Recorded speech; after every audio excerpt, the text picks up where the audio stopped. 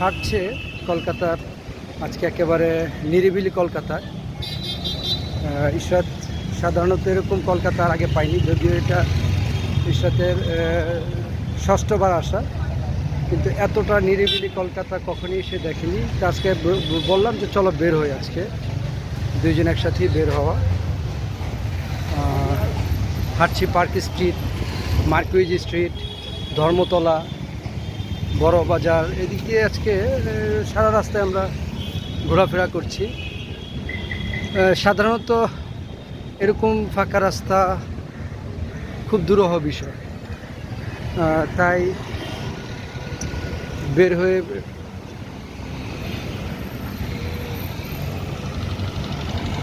McDonald's খুঁজতেছিলাম। তো আজকে ম্যাকডোনাল্ডসে অনেক ভিড়।